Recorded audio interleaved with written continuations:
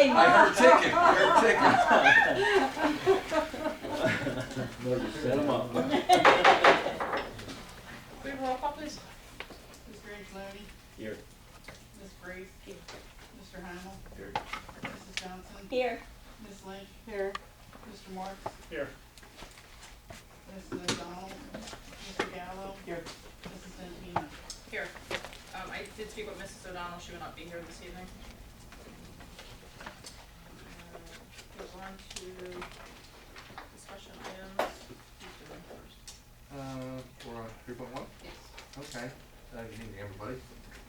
Tonight, I have a combination of administrators here to give a presentation. It's going to kind of be twofold, but Mrs. Gracia and Mr. McGahey somehow are in tandem to go over our long-range facility plan and things we do here for capital projects. So Janice, do you want to take it away? All right. Evening, everyone. And at the end of it, you can get questions from the board members when you're saying this? Okay. Yep, I'm going to go. I actually have two short presentations. I'll go through them both and then answer any questions.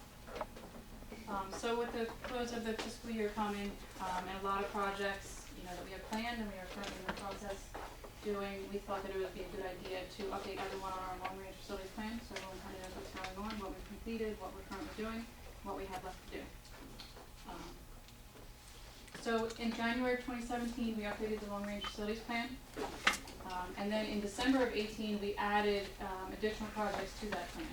So our current plan goes back to January of 2017. The current plan includes a total of 164 projects, an estimated value of about $47 million. 164 projects seems like a lot, but the way the plan is, it's broken down by school. So we might have, like parking lots, we might have HVAC, things like that. It's all by school. So it seems like a lot. It is a lot, but, keep in mind that it is by school. So currently the long-range plan, of that $47 million, 5.8 is completed as of today. We're currently in the process of doing the energy savings plan. That is about $9.4 million. We did put in the 1920 budget $3.4 million in projects. And then that leaves projects that we have not started of about $28 million. So the projects that we have completed, this is since January 2017, so only an 18-month period, we've completed 19 projects. All of these projects were funded by the district's capital reserve, and they do include the Ann Mullen roof, telephone system for all schools in the district, the Lilly parking lot, the Lewis generator, and a few other minor projects. Projects that we currently have in process, we're in the middle of our energy savings plan project, about $9.4 million, and that includes 30 projects from our long-range facilities plan. This is funded by refunding bonds, but those bonds are offset with reduction in energy savings. So technically no cost to the taxpayer, the energy savings in the budget, we would have reduced energy saving costs to fund those bond payments. What we're doing in this project, we're doing 7 boiler replacements in 7 schools. We're doing automated building controls district-wide. We're doing LED lighting district-wide, building envelope improvements, mechanical insulation, combined heat and power at CHOOS, and a few other various items in addition, all in the interest in energy savings. So also we put in projects into the 1920 budget. Those also are funded by the capital reserve. We have 9 projects totaling $3.4 million. These include the Union Valley and Gloucester Township roofs, the electrical panel upgrades at Glendora and Gloucester Township, the security vestibules at the 3 middle schools and Loring Fleming Elementary, and cafeteria tables at Loring Fleming. So as you can see, we are pretty busy right now. Consider the ESIP project, all that going on, almost $10 million, and then all those projects that we just put into the budget.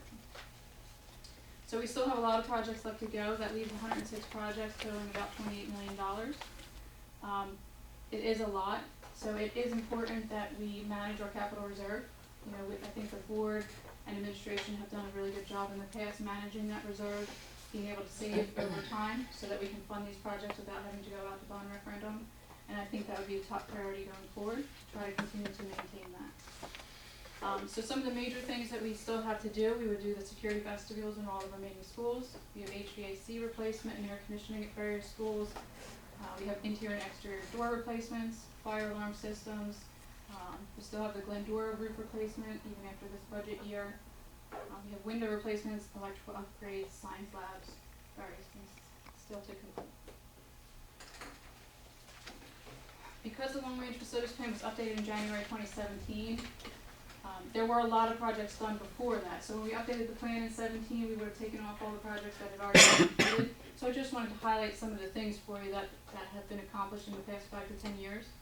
So there were parking lot resurfacing at 6 schools, roof replacements at 7 schools, HVAC replacement at 3 schools, and asbestos abatement and floor installations at 8 schools.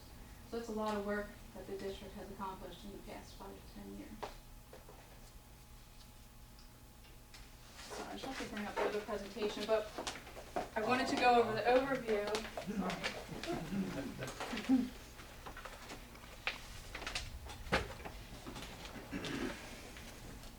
Sorry.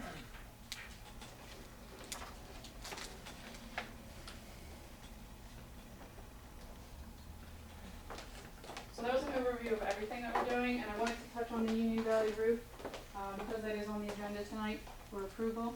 So I wanted to get into some specifics and hopefully give you some information that you need. So we came into this project and we needed to identify what our goals were. So we wanted to replace the roof with the most effective, cost-effective manner, with an emphasis on installing the best quality roof while ensuring all concerns are addressed and the district's investment is properly protected with a 30-year warranty. Obviously, ultimately, the goal is to provide a safe and healthy environment for the students at Union Valley Elementary School. So how did we get to where we are today?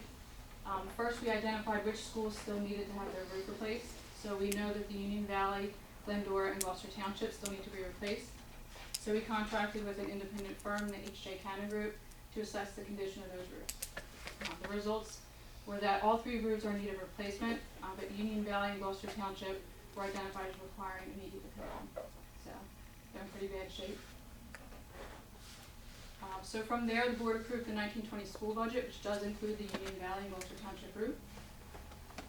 We then went and obtained quotes from a vendor who was awarded a bid through a regional cooperative. So regional cooperative, they've already gone through the bidding process, and we can basically piggyback on that. So we're not trying to circumvent anything. We went with a co-op who's already gone through that process. We didn't want to just go with that, so we then performed a cost analysis to make sure that we were getting a cost beneficial project. And I will go into, Kevin or I will go into in a little bit that cost analysis we performed. So what we need to do, we need to replace the Union Valley roof. To date, we know that the school has already had 25 confirmed leaks. So we do know that it does need immediate attention. And the project would be to install a new metal roof, new gutters, snow retention system, lightning protection system, and repair the skylights. So one of our goals was to address the concerns. We know that there's concerns that we've heard, so we wanted to address everything that has been expressed. One is quality, so we think that the roofing system will be installed by a reliable vendor that has a proven history in quality work and customer satisfaction. They did the Mullen roof. We were satisfied with that roof, so we know that they have proven history. Price, we did a cost analysis. We did our due diligence in this area, and we believe, based on that the cost appears reasonable and competitive. And also the vendor, Tremco, offers a 2% discount for prompt payment, which for this particular project is more than $55,000. And the project we just did with Mullen, that equated to over $95,000. And warranty, hot topic. We want to make sure everyone knows it's our top priority to make sure that all protocol is strictly followed. That we will make sure all warranties are obtained, properly documented. In this quote from Tremco is a proposal for a 30-year metal system warranty, which includes inspections in tier 2, 5, 10, 15, 20, and 25. The way the warranty works is upon completion of the project, the final inspection is performed. Any deficiency noted by the inspector are corrected, and then the warranty is issued. So this is a process. The warranty would come at the end of the project. And I can tell you that actually today we did receive the warranty on Mullen. So we just recently had the final inspection and we received that warranty today. Kevin's gonna go into the process we did for how we procured the project. Thank you.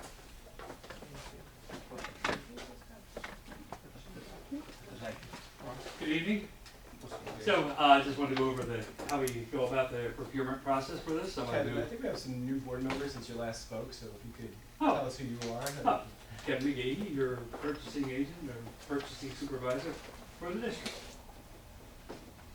So, procurement process, we have disadvantages of traditional bid, or the process that you're required to go through with that. So you have to have an engineer or an architectural firm to help you generate the plans. There's a cost to that for this project. It'd be approximately $300,000 to establish those plans. Exposure to costly change orders is possible with additional costs. We went through the whole Mullen project, we didn't have a change order.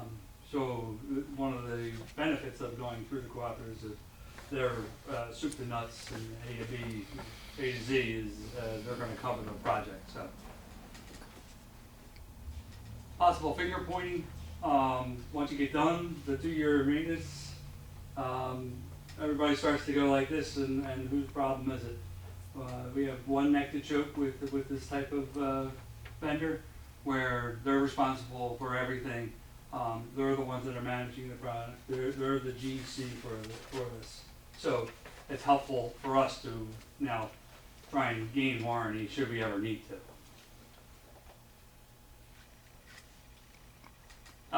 Especially with this time of year, for your possibility of low bid resulting in poor quality vendor. They could be just out surfing to see what they can make on a project, and maybe they've been high on other projects that they've been on, and they're going to be coming in now and coming in high and may not have the qualifications that we would want. So that's always an exposure when you're going in late with bids. Advantages of co-ops. So co-ops are already vetted, they're already bid, they've been through the public process. This isn't something that we're just buying into. They've gone through a whole bidding process like we would. What's interesting with this is it's the line item built so that they can actually create a whole roofing project by line item. And it's pretty impressive to me that you can actually come up with a bid that runs by line item to be able to compare equally with those things that have been bid simultaneously. And we'll go into that in a minute. So we'll be piggybacking. This is one of the things that we're joining in. We're joining into a program that exists. We weren't part of the numbers that generated that, but we're jumping on board to it. And that's what it's available for. Advantages of co-ops. So this is just somebody who's been around for some time. So he talks about the for administrators starting a cooperative for computer buys. And this goes back to when down in Texas they were starting this. And they started joining schools together and realizing they had buying power together rather than just going out on their own. So when you're joining those forces and those numbers and saying, I know that I'm going to be buying 800 computers this year for my 6th grade class coming in. So when I do that with others and join into a cooperative like the NASBO that we buy from, you're buying into that number. So it's very helpful to lower your prices and gain a lot of competition for people looking to engage in that kind of volume of business.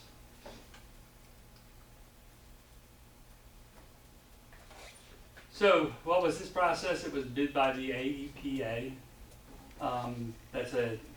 They use a national availability. ESCNJ of New Jersey is a member of this group, and they sign on, and they're part of it, the cooperative. So they join their number with everybody else's number. So they're actively engaged in this cooperative, not as a piggyback like we are. So they received 4 bid responses. Two were rejected due to failure to provide proper documentation. Two were then measured with WTI Tremco coming in as the lowest. Kevin, excuse me, is that on Union Valley roof or is that on the Mullen roof? That would be for both. This is the same cooperative, Okay, okay? So prior to the adoption, ESC and J, again, they're engaged in this cooperative. So they are also adding their additional review of the documentation, performance and value. So they're fully engaged in that measurement process.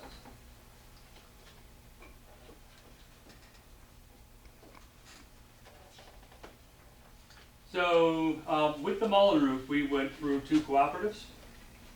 We looked at the two national cooperatives and the AEPA, and then the NJPA, which is now called something different. But so when we looked at this, we looked at their square foot costs and equalized, or tried to equalize as best we could with their pricing that they provided. We walked both of them through, and we wound up with WTI providing us a much better quote.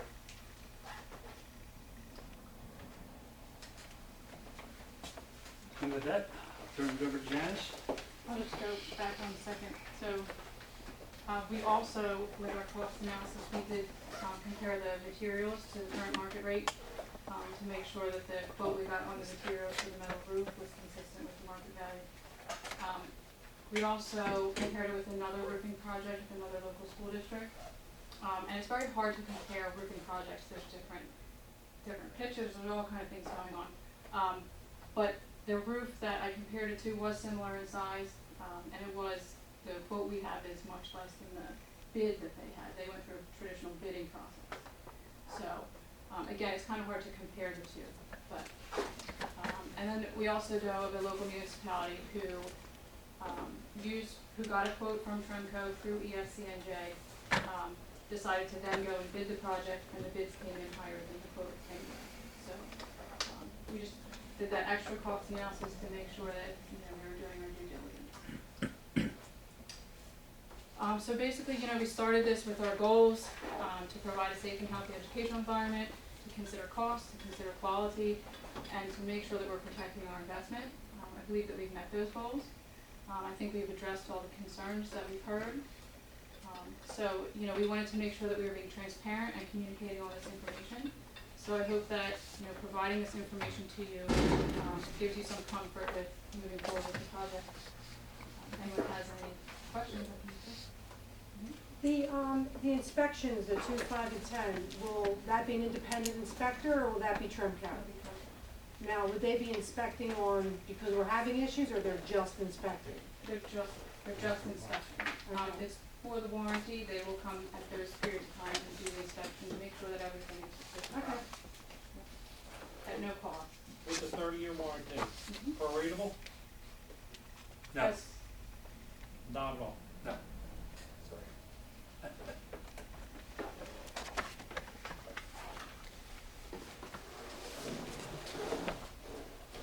And may I add, that's 30 years labor and material.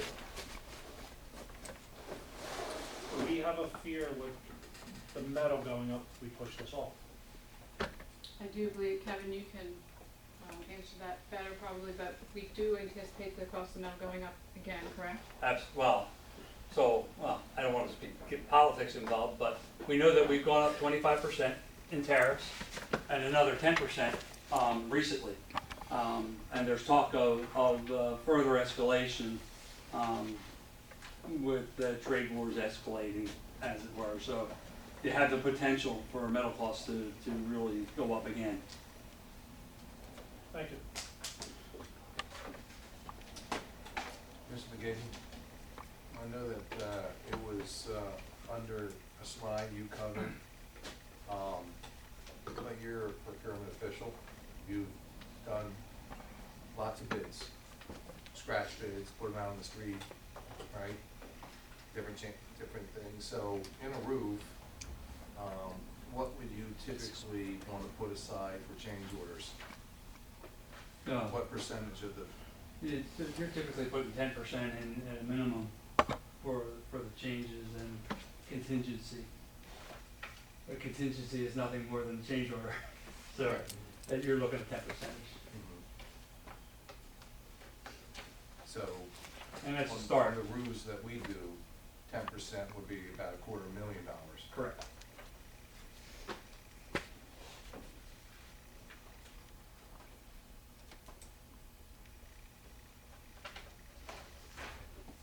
Thank you for letting us present. Thank you. Thank you. Thank you.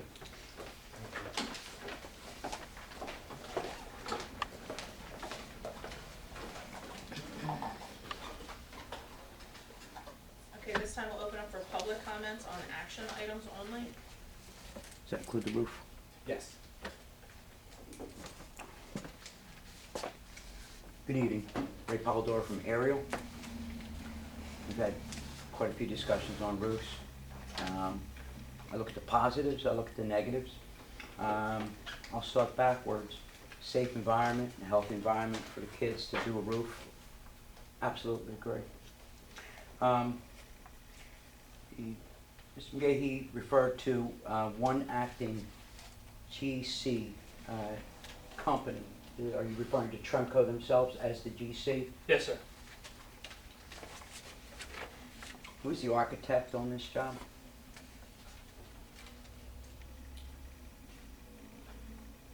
There isn't one. Who approved the plans, who approved this to move forward? Well, we presented. Who represented the school district with any kind of knowledge for this roof that approved this? Engineer? I wouldn't be aware of that, sir. Well, the quote came forward from, you obtained the quote, correct? Correct. And then the Buildings and Grounds Committee of the board has been Yes. meeting routinely, not on just the Union Valley roof, but all the improvements that were talked about tonight, correct? Yes, sir. So that, you know, I don't know if this is answering your question, Ms. Baldora, but a quote was obtained, it was then shared with 4 members of this board in a Buildings and Grounds Committee. It was discussed, and then it was agreed to move it forward for approval. Was not the Mullen roof approved by the engineer at the time? Was that not your representative of everything looking on an engineering basis? Did they not approve the last roof with Ann Mullen? Was my understanding. I would say that I would not agree with that characterization. We have engineers at our disposal to give us some technical assistance, but the process to bring forward the Ann Mullen roof, which is a beautiful roof, with 30-year warranty, correct, Mr. McGinty? Yes. 20. 20 year. 20 on that one? Yes. 30 on this. Yes, because there's less penetrations, better Okay. slope. Same process was used, Okay. but we did use engineers for some technical help. All right. In your procurement process, you mentioned typical fees for architectural plan specification are between 8 and 12%, approximately $300,000. To whom are you referring? Architectural plans and specifications, the fees. Who are we talking about in that mention? Those are just typical fees that we would have to pay on top of, for that project, had we not gone with the co-op. Okay, so If this we bid was that ourselves, as an we- alternative? Yes, if Correct. we bid this project, we would have an additional 8 to 12%, which is an average for those particular fees. Okay. Was that paid out in any way, shape, or form on the Mullen roof? No, because we used to go up with the No. owner. Okay, thank you. The Mullen roof, if I remember correctly, you advertised that as Tremco giving us a 50-year warranty. 50 years? No. What did you say the warranty was when all was said and done with the Ann Mullen Tremco roof? 20 years. 20 years. 20. 20-year roof? Yes, sir. With the anticipation that could last. Well, I believe what was said when we were doing the presentation, that it could last into the 40-year range. Okay, so mathematically, $5 million roof, 20 years, 2.7, 30 years. And the industry standard for a shingle roof is usually in the neighborhood of 40 years. if I may, sir. Please do. Yeah, so you're talking, material, labor, full boat for the 30-year as compared to a diminishing, return and or on the roofing, where you lose labor after year 5 or whatever that warranty is, and then you're only receiving the shingle out on a prorated basis. My understanding is with a GAF or Owens Corning type roofs, if you get and I may be mistaken in the terminology, platinum Right. program, they include the labor and material on a replacement roof within that warranty period, 40-50. Under that program, it also means that you have to have a certified and authorized installer of that particular brand roof. Is that correct? Pay more for, Well, which will pay more for. I can tell We're you spending a this- lot of money. I'm not quite sure how much more it would cost, but No, did but we what look I'm into that? saying is someone that were to have those certifications from that vendor is gonna go have to seek that certification, as opposed to just putting out someone doesn't have it, and then they could not apply for that type of warranty, would they? So you're gonna pay for that expertise or that, that cert that I went to the JAF school for the gold seal warranty, correct? Exactly what I was talking about. Thank you. All Right, right, if I so, could just stop you for 1 second, just because of the time, just to see if Absolutely. anybody else has any other Mhm. questions, and then I'll come back to you. Sure. Are there any other public questions? Denise Coyne, Cheesley Road. I just have 2 questions regarding Trimco itself. One, is there any consideration as to what happens if Trimco disappears in 5 years? What if they claim bankruptcy in 5 That years? could be with any company. Well, I'm it just could- asking. It could be, if they're purchased, it would be, their successors would take on their obligations. But if it disappears, I would say that's the same, and with no successor and just declares bankruptcy and Yes. dissolves with nobody taking it on, that would be, sure, certainly a risk, Insurance but would be in effect? not necessarily. No. If they cease to exist, is that a concern? Sure. Yeah, but I thought if their insurance certificate exists at the time that it's covered. But that can get dicey when it absolutely ceases to exist, sure, but I think you run the same risk with that. But that can happen with any. Correct. Could happen with any company. But Mr. we're saying, Gahey, I think it's fair. if we buy it through the cooperative, do we have any insurances through the cooperative if Tremco were to go belly up? you have a better leverage, but if they should happen to go belly up Yes, sir? after 92 years in the business already, Well, it's just a It's supposal. disposal. so I don't know that you would have And any relief from the further, co-op. All right. yeah, there's no further protection. Right. I mean, we buy $100,000 school buses, That's and correct. Bluebird could go out of business next year, Yeah. and they're not gonna warranty what we just bought. And they're really expensive for, one. Yeah, I understand. one I So just that- wondered if, It's a fair question. okay, and then my other, I guess, concern is, I'm wondering how Trimco constantly wins these bids. How do they come in so much cheaper than everybody else? Is it material? Is it labor? Well, they're not constantly bidding, they're in the co-op, and Kevin, how many years? Yeah, but you're saying you got bids from other co-ops also, and Trimco's always the cheapest. And I'm wondering why that is. How are they able to do that? Well, if my humble opinion would be that it's experience, because I'm amazed that you can actually create a bid that, and reply to it, and be able to build a roof by line item, and be able to have another, an entity bid it, and wind up that the line item cost wound up being cheaper than going out to an active bid. So there was recently an entity who hasn't confirmed or finalized yet, but they had the co-op pricing prepared for them.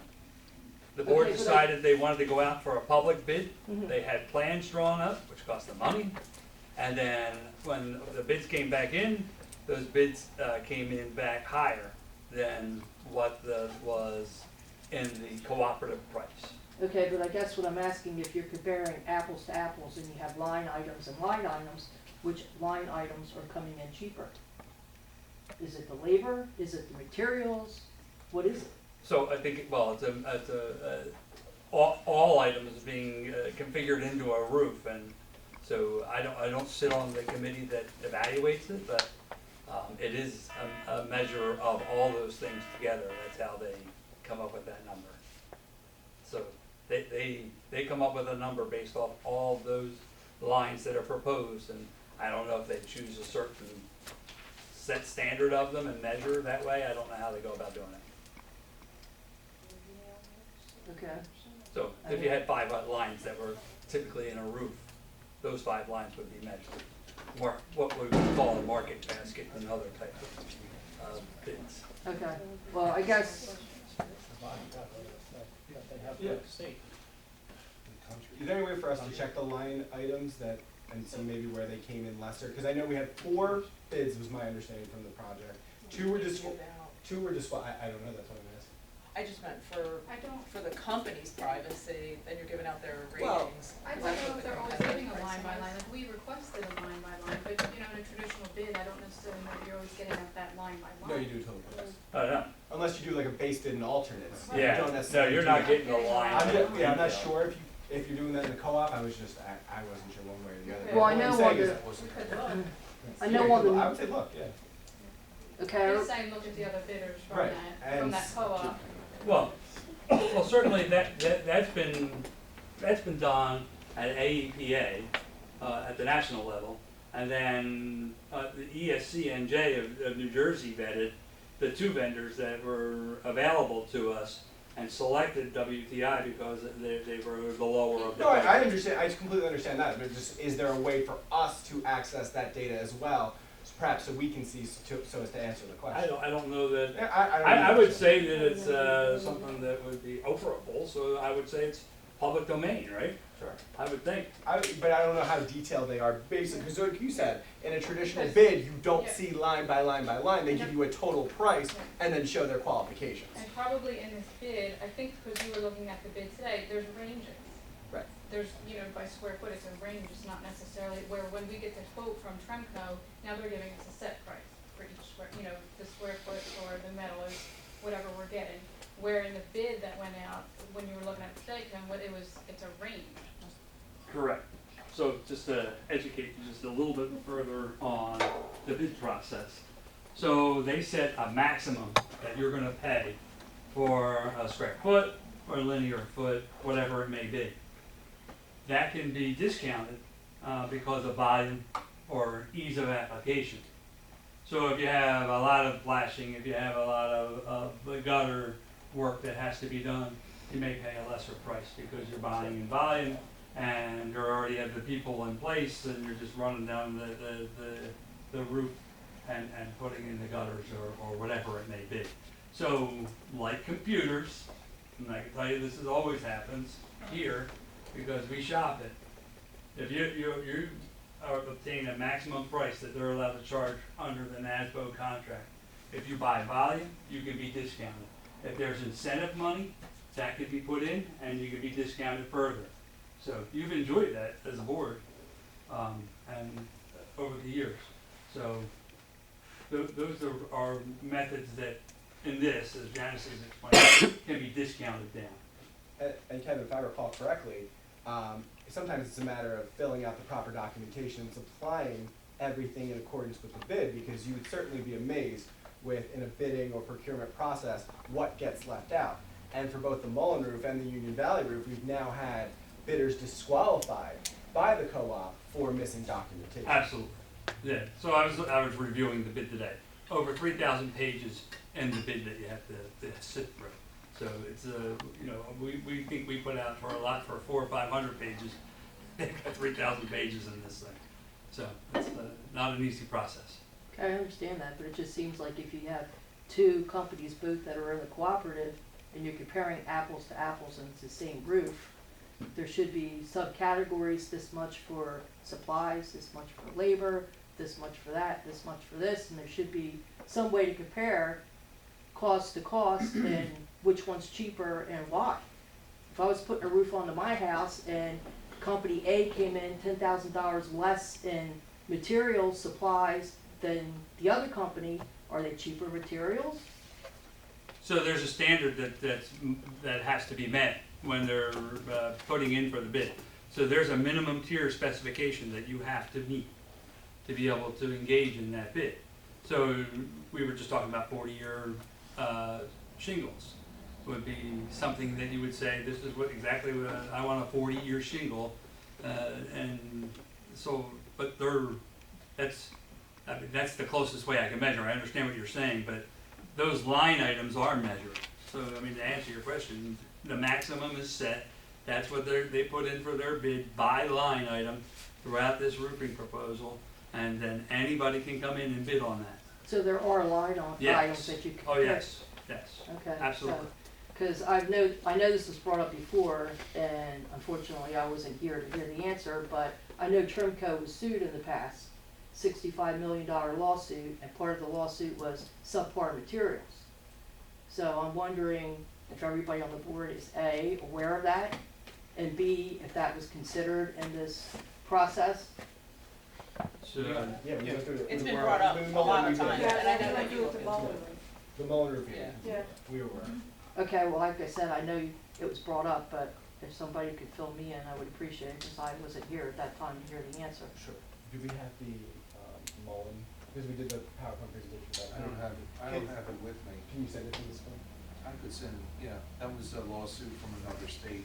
It was several years ago, from my recollection. Yes, I recall, I looked it up, and part of the lawsuit was subpar materials, and the other part was they were charging, I think it was municipality higher rates than they were charging other people.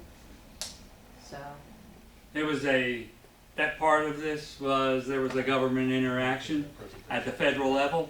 If you discount at the federal level to one entity, and the federal government knows of this, that has to, they want that discounted price for that one entity Right. to be shared across the country. And that's what the lawsuit was about. all right, well, the other part was subpar materials also. And I don't believe that had merit. Wasn't, they didn't win that part of the lawsuit, but they did prevail. The federal discount. government prevailed in that. That deduction that was taken that then was shared with everybody, and that was where the lawsuit was, Alright. the money was. So basically, we don't know why they're cheaper, they just are. So, well, because they won in a competitive bid, that's why. Yeah, but we cheap. don't know, It's probably like Maybe- any company, where maybe two one- companies go maybe out one and company bid, has one to bid's hit a better certain than the other margin. company. Maybe one company has higher margins than the other. well, that's, Maybe I yeah, need to that have would be higher- good to know. No, I I'm mean, saying, so, right. but you don't know that until, because we don't know the intimacy of these companies. If Yeah. you have two, and one needs to have the 12% margin because, to meet their overhead, because they have a big giant building and more workers than another one, and Yeah, maybe but- Tremco, 7%. with the volume that they do, Right, but doesn't need to have a I higher think margin. common sense That and could be- logic would dictate that you would be able to figure that out if company A had $100,000 for material and company B had $100,000 for I material. can't, I can't Companies logically figure also, that out if because this I don't price know what is the margins 40 for the companies are. I don't know I wouldn't know what the margins, what they need to hit. A company may need to have a 15% margin. Tremco might need to be 15% margin, and someone else bidding on it, the same exact thing might be 20% margin. So they gotta make more money to Right. hit their overhead. Maybe they have a higher health benefit plan offered than Tremco does. It could be, there's so many different variations. But that would be in the cost, their line item cost. No, it's not, it's over the cost, it's a percentage of what their cost is. And if Tremco does more business, they could get material cheaper because they order more.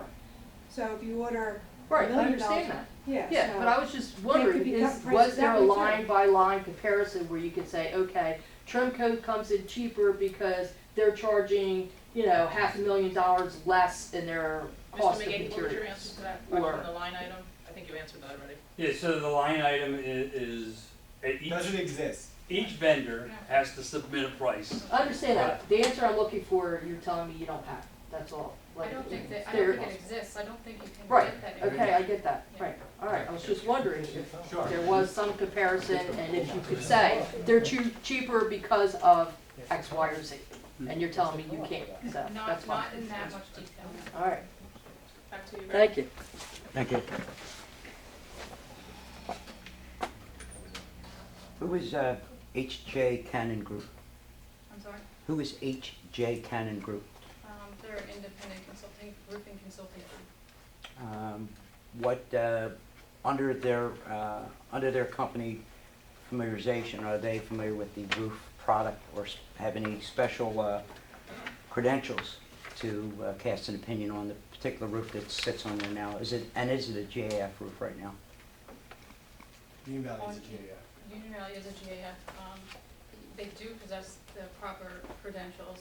They have done work with this district in the past. Mr. Delotte, I know you. Union Valley. So if I called GAF and asked them if H.J. Cannon was a authorized contractor and/or inspector on their product, would they tell me yes? I would have to find that out for you. Okay. All the while I've been asking on the Mullen roof, as I'll ask again on this roof. The foremost authority on a GAF shingle roof is GAF. And I've asked you in the past, and I asked you before you move forward on this, to have a GAF authorized inspector or GAF themselves come in. To date, have you done that? Yes, And I can get that document, you can. and you have that from a GAF certified, A courtesy inspection report we do. I'm sorry, A courtesy inspection report we do. before you, and had any of that noted failure to this roof as to needing its replacement under that inspection? I'm sorry, can you say that again? In other words, they did an inspection. Correct. Did the inspection turn up satisfactory or unsatisfactory? In terms of the roof condition as a whole, At the last inspection, you hold a document too. that there were severe issues with the installation of the Union Valley roof. Installation. Yes. Did they comment on the quality of the roof product? I know that it has been discussed that residential roofing had been used on a commercial project. Is that something that was included in the failure? That was not listed as one of the failures, no. Is it noted that that is a residential roofing product on I that material? I don't know off of the top of my head, but my understanding is no. All right, when you determined that this roof was needed, did you consult GAF to get their opinion and/or inspection on this particular roof to know that in the mind of the foremost authority on that this roof was in need of replacement? Well, first of all, there was no warranty on this roof at any point. I just want to make sure that that's clear. Have we been in communication with GAF? We have. They did perform that courtesy inspection, which did not have a finding of any material issue with the roof. However, they did find severe issues with the way it was installed and put together by the roof installer and their subcontractor. When was that inspection done? 2006. When? 2006. 13 years ago. It was, yes. That doesn't sound like a routine inspection based on what you guys were just talking about. 2006, 13 years ago, Correct. is a majority of the life of that roof. We were having problems from that roof from the very beginning. Is that correct, Mr. Delotte? That is correct. So basically, in answer to my question, with the problems that occurred on this roof and the need for it to be replaced, you have failed. That's incorrect. Oh no, I think it's very correct. It's not correct at all. You failed to bring the manufacturer in to weigh in the foremost authority on this roof at this time. We have requested that they come in at this time, but due to the lack of a warranty, they're under zero obligation to do so.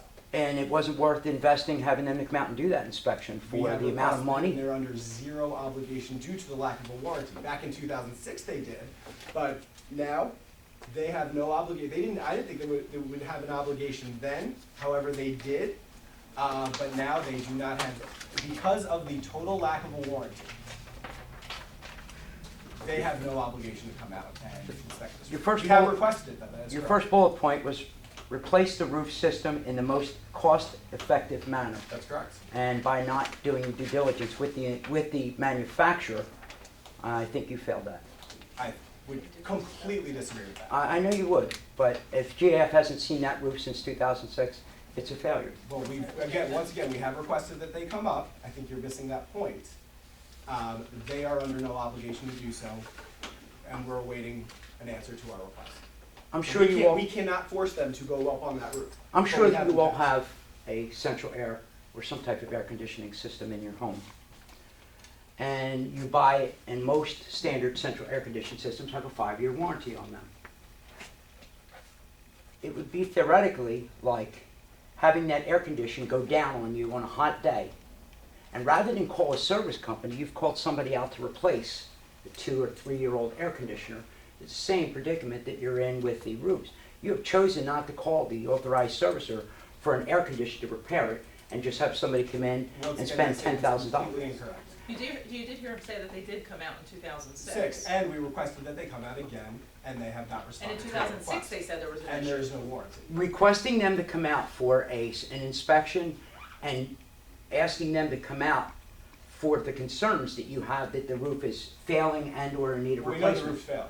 We know the roof is They failing. said that in 06. They said that in 06, that's Under a correct. prior board, when Okay. there was no warranty. But, And they said and, it was due to installation issues, not due to anything pertaining to the materials themselves. So Right. yes, we have brought in GAF at the beginning, and we've been in communication with them now. Okay, Do I and expect I'll- that to go anywhere? I do not. Do I think we did our due diligence? I do. and again, I still think that there's a lot that you guys are missing, that probably a manufacturer coming in, it's painfully clear that a 21-year-old roof and an 18-year-old roof are being replaced at millions of dollars, taxpayer dollars.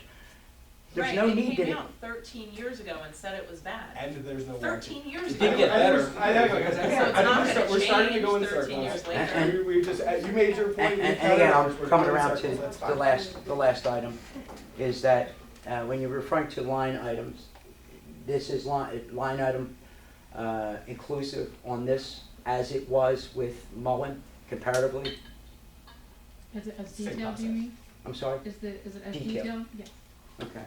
What do you have, or what do they have as a line item for the safety harness cost on this project? I would have to look that up for you. I'm not quite sure that with the amount of money that Tremco had line item for the Mullen roof, most roofers that I spoke to, and if you recall, there were commercial roofers at the Ann Mullen school when you had the meeting there discussing the Mullen roof, basically had stated that when a contractor, roofing contractor, gives you a bid, generally they assume the cost of their protective equipment. They never saw where line item was mentioned in safety equipment as part of their job. And on Mullen, it was $500,000 was line item for harnesses. I don't know what precious metal they were made of, but $500,000 on a $5 million project is 10% of the project. I can only assume that on a $2.7 million project, that their safety harness is part of their job to do the job is going to be somewhere around $270,000. Is that something you guys are comfortable with? I don't recall a line item for just a specific safety harness on the line-by-line report.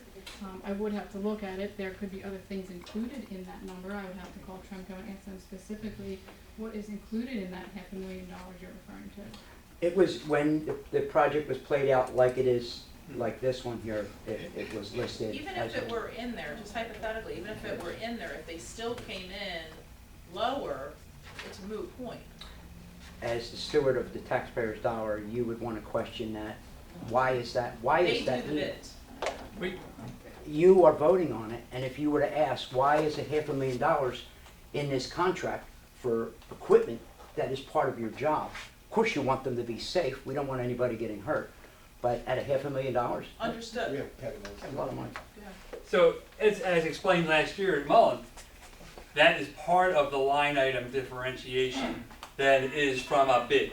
The bid, the local contractor comes in and puts a bid across for the whole job. This is built on line item detail, and part of that line item detail is the safety or the hazardous work area. And I remember this coming up last year. So the hazardous work area is part of that line item bid. If it exists on the roof and it's part of the work condition, that's why it's included in the bid. Okay, and my last very simple question. A Tremco roof is totally unique of almost any other roof. And it is a good looking roof and it is a protective roof. How does Tremco roofs hold up to hail?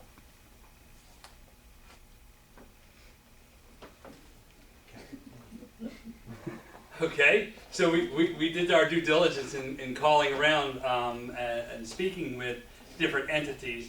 One of them was out in the Midwest, I believe it was Chicago, held up the hail, didn't have any issues with it. Another one was in Oklahoma, I believe. So Good spot. we had two of the prime spots and both held up well. Okay, and again, you've answered all my questions. I appreciate it. Thank you for tolerating me again. Never a problem. Thank you.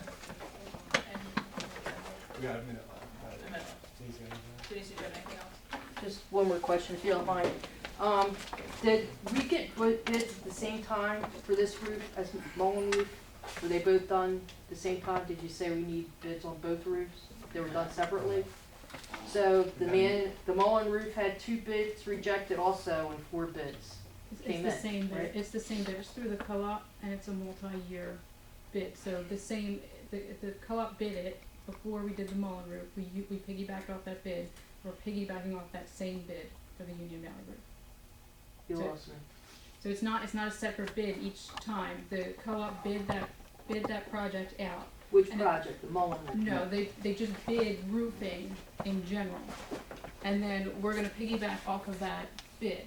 So we piggybacked off that bid for Mullen, it's a multi-year bid, so it hasn't expired yet, we can piggyback off it again with the Union Valley roof. So it's not just a one project bid, it's a multi-year bid for roofing. To get the same pricing? Yeah. So it's not that vendors were disqualified twice on 2 different bids, that's the same bid. So Tremco won that bid and it's a multi-year bid, we can use it until that bid expires. So Janice, another district It's could bid monopoly. for this same thing, and they would have 2, It would be the same exact thing. Two We're using rejected the same- ones, yeah, 2. They're the same, it would be the same bid. Any local school district here could piggyback off the same bid. Okay, so they didn't come out and like examine this roof and put in, like all 4 companies come out? and Not for examine? that bid, but to give us our particular quote, they did come out and look at the Who's roof. that? Tremco. Only Tremco. Any other bid? Did the other bid do that? Back when did Blue Scope come out? When they Yes. did that, before Mullen was done, Blue Scope did come out. But So, Blue Scope has nothing to do with that particular bid. Blue Scope was with a different co-op. We were just doing a price comparison. When we did the Mullen, we did a price comparison. There was Tremco who won the bid with one particular co-op. Blue Scope had won the bid with a different particular co-op, and we used the 2 of them to see how the prices compared. okay, but you were comparing at the time Mullen's roof. Yes. So Tremco won Mullen's roof, and based on that, you're now using them for this roof. No, we also did other cost analysis. We looked at the market value. We looked at another local school district to see what their bid process was. And then we also looked at another local municipality who used Tremco and then also went out to bid, and their bid came in lower. So we did multiple means of trying to do a cost comparison. Janice, maybe it's easier to think of it as a state contract type of project. The state bids it out, and we just piggyback on the state contract. It's the same concept. It's just on a regional or local level, yes, thank you. Okay. Thank you. Thank you.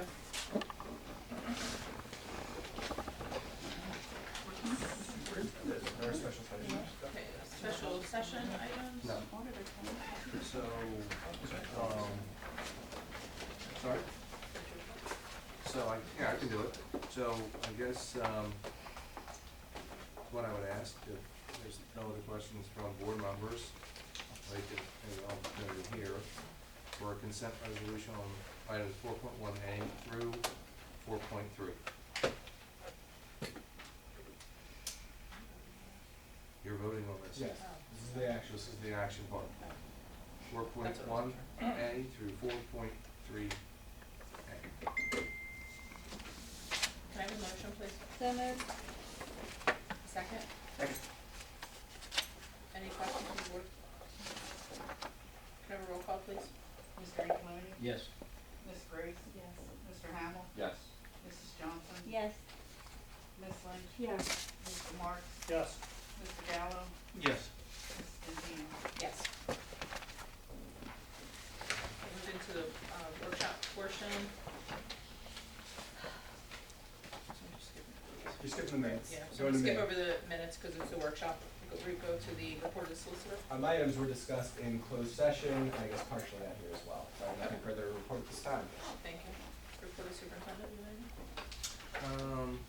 I do, I guess, hold on 1 second, I'm sorry.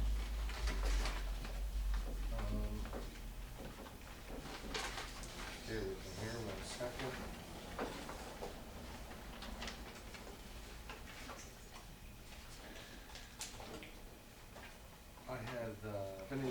questions on 7.2A through 7.6N. Just, the county office on an annual basis requests, the contract for the school business administrator. So, that's why we have, it has to be a separate document each year for Mrs. Grote, so, since they have been, haranguing her for it, that's why 7.6N exists. So after the board votes on it next week, I will submit it to the county superintendent of schools.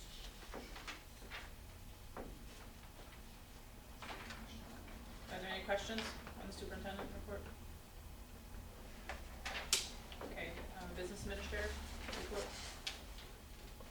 I'm asking that you review items 8.1 through 8.7 for the business administration. Any questions? Any questions from the board? Okay, move on to old business. I am pleased to report that last week, the Board of Education received official word from the state of New Jersey that the Kingdom Charter School will be closing its doors June 30th. And so I had sent an administrator over last week. It is in process, but we have been told that 88 students that formerly attended Kingdom Charter, ending I think this week, are still school age eligible here. So Gloucester Twp schools, along with many other schools, I think there were about 196 total students at Kingdom Charter. They chose not to fight the revocation of their charter. They simply surrendered it, from what I've been told by the county. So we are processing them through. I have given the Board of Education a note on how the distribution of students goes. I do not think, for the most part, I don't think it will be a resource impact, although Mr. Cho and I are looking at one of the schools that's getting the highest concentration. We may have to revisit something, but I don't know that at this time. But we're processing it through, and we're glad to have these students back. Will we get an increase in the state aid? Or public state aid? There's always set aside money that we've had to take out of our budget and give to the charter school for their operations. I'm happy to report we will not have to give that money to Kingdom Charter for the 1920 school year. And my discussions with Dr. Kubasik will yield some answers on what we're doing with that funding. So we're glad it's back in our control, Okay. so we can spend it on our kids. Okay, thank you. Oh, new business. New business. Yeah, new business. We have action tonight, obviously. We have action next week.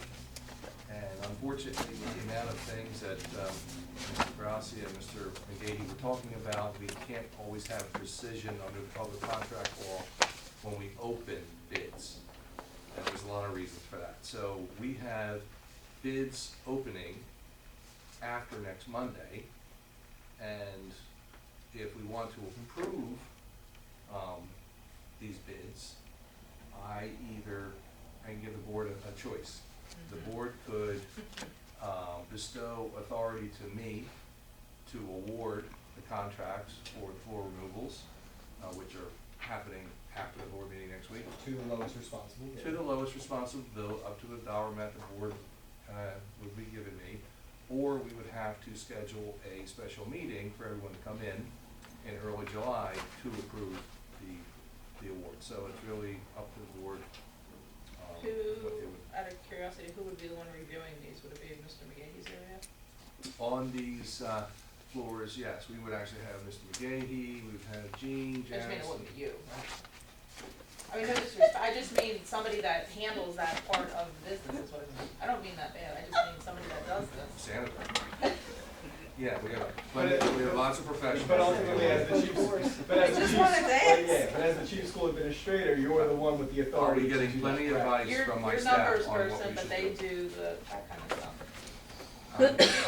I'm utilizing my staff to their full potential, What yes. you guys do. Great, okay, Okay, so, then I wouldn't Mr. have a McGahee, problem do with we that. know the dollar amount, what are we estimating for these floors, in rough terms, just so the board doesn't give me $8 million of authority? Yeah, About, I thought we were gonna say like 300 right, each. that's what I thought it was, well, 300. that's a safe number. Okay, $300,000 per Correct. floor. That's what I correct. thought. That's for Removal. replacement, removal and replacement, or just Just removal? Removal. That's a hell of a number. What's it gonna cost for a replacement then? Haven't investigated with any vendors at this point. Marianne, I think the number is high on purpose. We don't want to, say, give the superintendent $50,000 and then it comes in 51, I Right, can't right. award. Right. I think we want to have a comfortable margin. Sure, I Okay. understand. No, wait, well, so first of all, you already did the action items, you're in the workshop, so this will be a resolution that takes place next week. Yeah, we could put it in there. And then you would get it. Because I would say, if you're gonna do something like that, it's fine to Yes. do that, but it's gotta be a. Ratify in July? We have to bring back the actual price Oh, well, in July. certainly, and ratify. hang on, you certainly have to ratify in July. Yes. But the point is, if you're going to give your administration authority up to a certain dollar amount, it should be done via a board resolution. And we've already done our action items tonight, So we're in the next workshop Monday. meeting, so next Monday. So correct. resolution's next Monday. Resolution I just next want to Monday. bring it to everyone's As attention. well Make as sure July. everybody's in agreement with that. Well, So we yeah, don't that's have to what- Schedule the next meeting. Well, that's what I'm saying, so I think that's the point of bringing it up. Yeah. I just wanted to make sure everybody was in agreement with it, in case we have to schedule that meeting.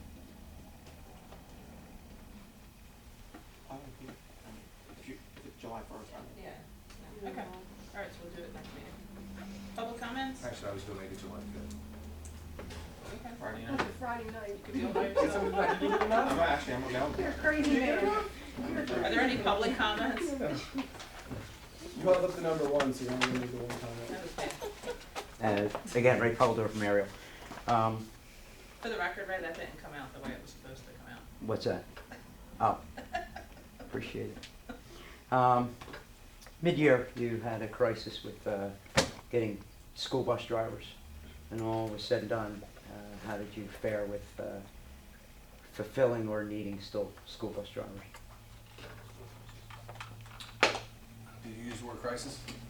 What's that? Did you use the word crisis? I believe I may have over. I would say that Trim. we are still severely understaffed when it comes to school bus drivers, yes. Okay. Not for the lack of trying, it's just very difficult. So What they need to do? Yeah, 2020 it starts.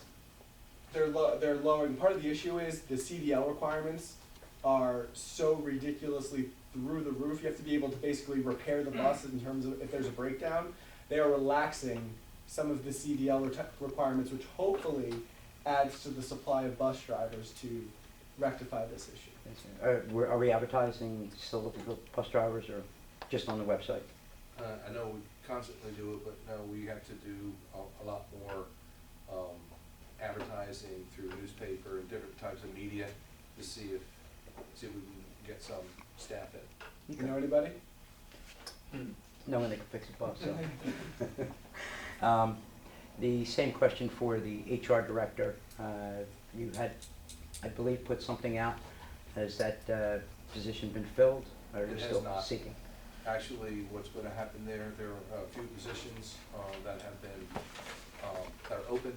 I want to confer with Personnel Committee, the Board of Education, specifically on the job description for HR and other job descriptions. And then once the Personnel Committee's set, we can bring it to the full board, but once they're all set, we will advertise and try to fulfill those positions. Okay. At this time, I don't know who else the other person was, because her name had never come up. But at the time this was discussed last, Mr. Mikado was assuming some of the responsibilities, but not being deemed an interim. Is he still fulfilling some of the responsibilities of what the HR director would have been doing? He is one of the administrators, yes, fulfilling some. He Okay. continues to do so, yes. And if I remember correctly, before the budget passed, there was a inquiry, and for lack of a better word, the brakes were hit on the budget to reinstall the salary for that HR director and other administrative positions. Now that the budget is moving forward, if that position is not filled, that will be, that amount of salary would be in the surplus for the following year. Is that correct? If you don't act upon it, yes, it would, but as I said previously, we're going to meet in personnel, we're going to bring things forward, advertise, and hopefully have someone in here to begin to take that HR, all those responsibilities off of people that are kind of thrown in as it were right now. Okay, but is the salary allotment different than other set-aside money? It can't be moved over anywhere else where No. that is it can be moved? Sure. Okay, all right, thank you. I mean, there's a lot of rules, but within the current expense budget, you could move, if you don't act like, you could move the money. Okay. Enjoy your evening, be safe going home. Perfect timing. Thank you, Ray. Any board member comments? Can you say anything? I just wanna say that I went to the Lewis graduation on Friday, and it was very nice. Speeches were a little long, but it was an awesome graduation. I was really impressed by Charles W. Lewis School. I really enjoyed it. Believe it, no kids graduated, and I sat there and enjoyed it. Even speeches. And I just want to say the Lewis graduation was wonderful, and the speeches were outstanding. Very inspirational, very Like a inspirational. 10-page The speech. end of Everybody is speeches were complaining about They it. weren't too long, everybody was attentive, they were out there quickly. They and, slept halfway through, got when you were done. I got calls and things. Yeah, whatever. And I also would like to say, I don't know if everybody got a chance to go over to choose, but the courtyard they did for Mrs. Barrett is just extraordinary. I didn't know it was that big, and what they've done so far, and they're gonna do more, it's just beautiful, It's came out great. amazing, it's an amazing community they have. Came out Yeah, good. It's an absolutely. amazing place. Mr. Umar, to acknowledge your staff for all the things they did on that gazebo.